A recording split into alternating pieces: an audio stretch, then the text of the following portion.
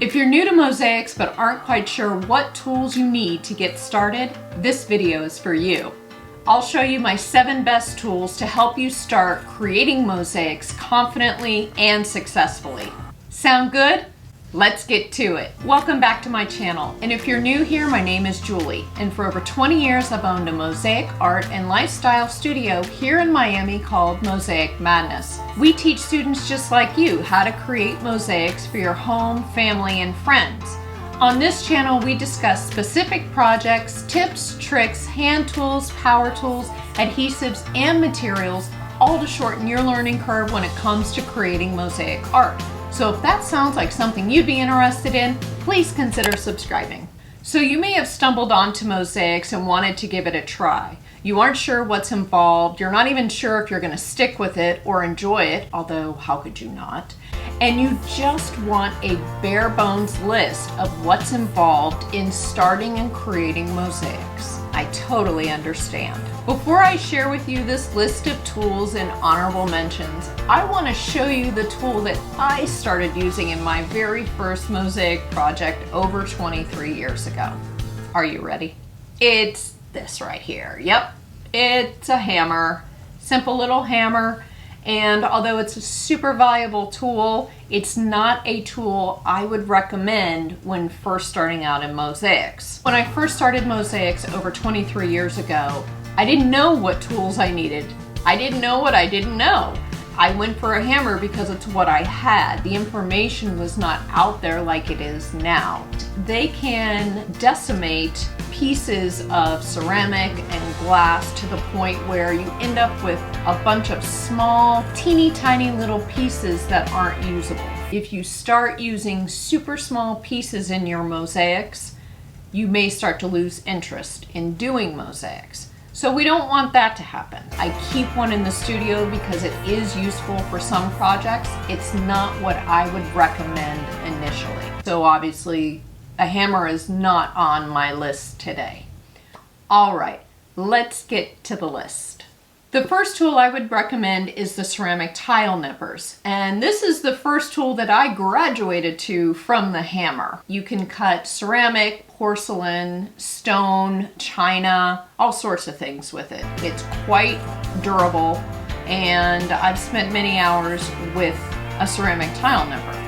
However, if you're working on a really big project, long project, you're really into your project and you want to keep going, you may want to have a compound tile nipper. It takes less hand strength in order to use it. It cuts the same things as the ceramic tile nipper. Ceramic, porcelain, stone, china, but it takes less effort on your part.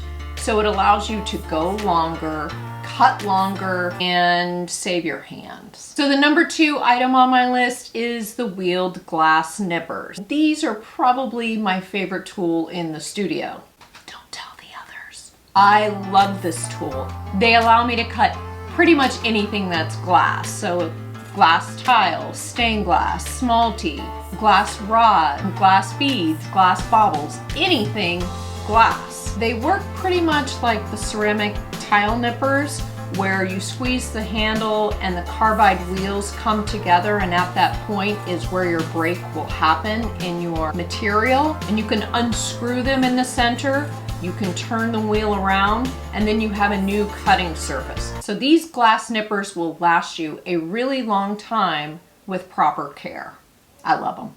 The number 3 tool on my list is a stained glass cutter. This is the Thomas grip style. There's also the pistol grip as well as the pencil grip. I just went with the Thomas grip because that's what felt most comfortable to me. If you're able to get yourself to a stained glass store, oftentimes they will have all 3 styles available for you to try before you make that investment. They're not very expensive, but again, it's personal preference, and you need cutting oil with it. You fill it up There's a little reservoir here, and I don't fill it up all the way. I just put a couple drops in. It lasts for a long time. And it's just got a little self-oiling carbide wheel here down at the bottom. With it being oiled, it helps you glide it across your surface of your glass. I generally use a glass cutter when I'm breaking down larger pieces of glass. I tend to use the wheeled glass nippers to break down smaller pieces of glass. Number 4 on my list is the running pliers. This is the best friend to the stained glass cutter. You've scored your glass and created that tension line on the surface, but you need the piece of glass to be broken. And so the running pliers are what's going to do that for you. As you can see, on the outside of the jaws is a line, and so you line up this line with the line that you've scored on your glass. You center it, you squeeze down, and your pieces of glass will break. This is an invaluable tool if you're going to go the glass route with the glass cutter. There are many different options to breaking glass, but the running pliers is the most common. Number 5 on my list is a grinding stone. Man, oh man, do I wish I had one of these when I was first starting out in mosaics. I wish I knew about it. If you aren't ready to make the financial commitment in buying an electrical glass grinder, the grinding stone is your best bet.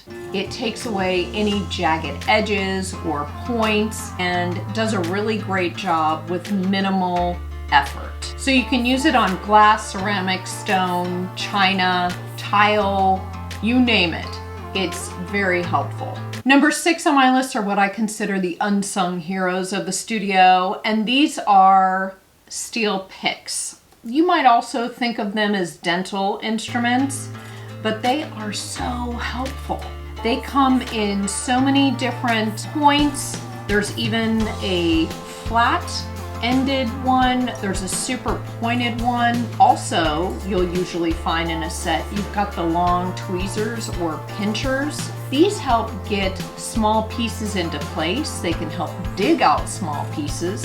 Sometimes if pieces have sunk down into your adhesive, you can pull them back out. Basically, you can get in and without disturbing pieces around your particular problem piece, you can pull it out, angle it. There's so many things you can do with the dental picks, and they're so inexpensive. Number 7 on my list is something that's not exactly a tool, but I find it to be extremely useful and important in the studio, and that is permanent markers. I prefer the extra fine tip permanent markers. They're so important to me because I use them pretty much every day.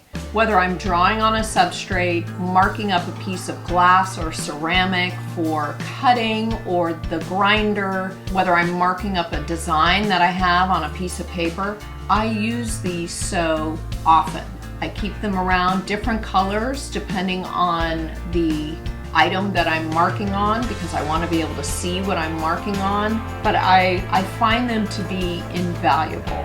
If you'd like to see the video where I demonstrate how to use all of these tools, I'll put a link in the video card here. And as promised, I have a few honorable mentions. Let's start with Band-Aids.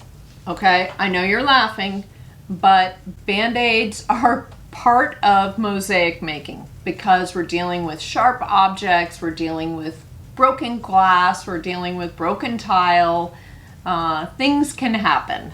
And I have tried so many different brands, but I have found a brand that I will use forever.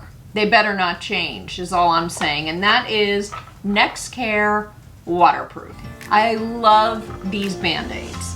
I'm able to put these Band-Aids on and continue working. I don't feel the Band-Aid on my finger. I'm able to feel the tile or the glass or whatever it is I'm cutting through the Band-Aid. Not in a bad way, but they don't mentally mess with me as far as now, you know, it's not a clunky Band-Aid. I'm able to continue with my work.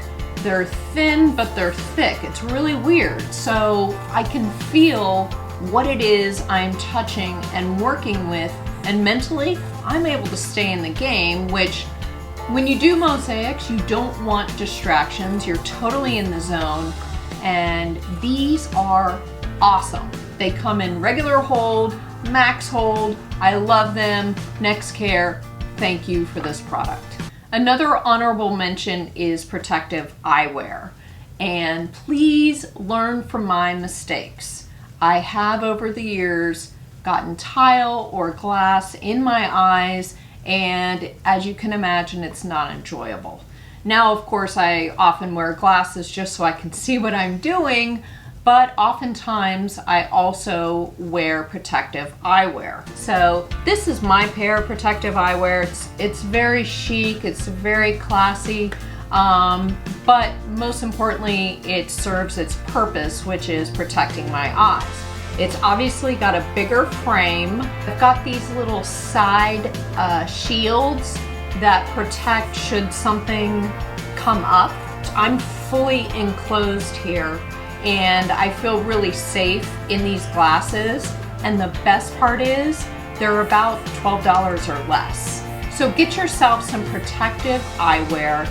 It doesn't cost much, and it'll certainly save your precious eyes. And finally, you'll learn pretty quickly how important it is to clean your work surface as you're making your mosaics.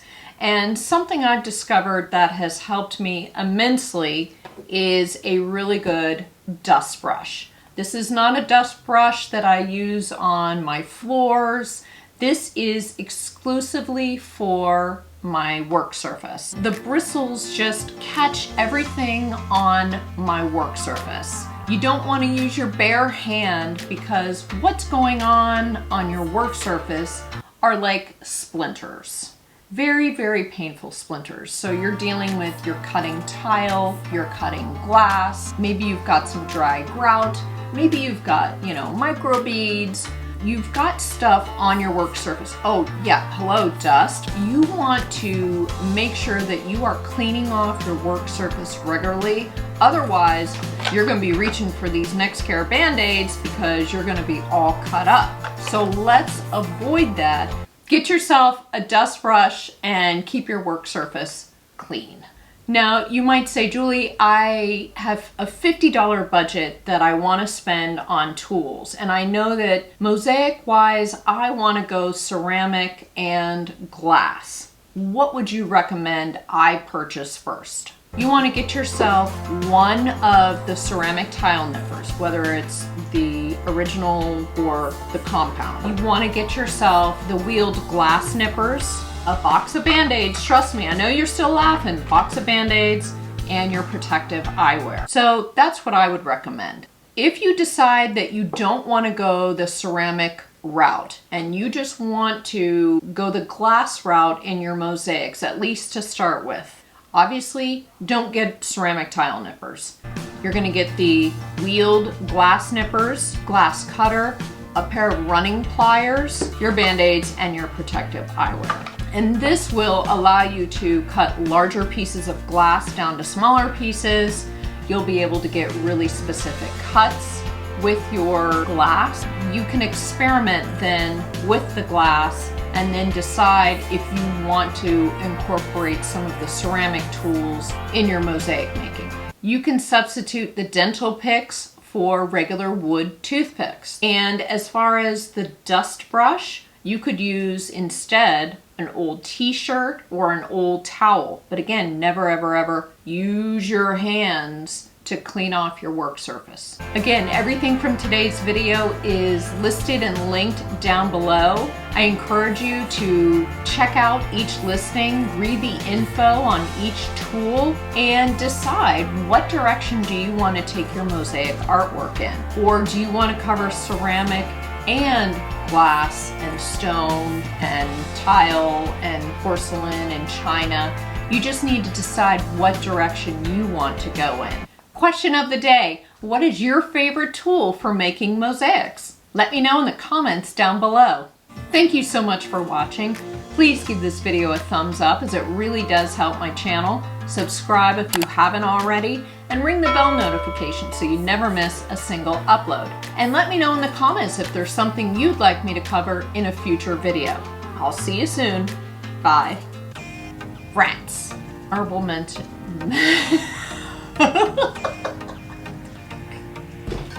Okay.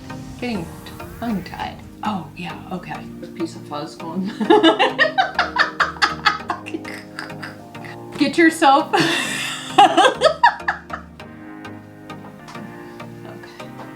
Okay. Get yourself. I think it's coming from the dust brush. Okay. Enough about the hammer. Glass tile, ceramic. Oh, no.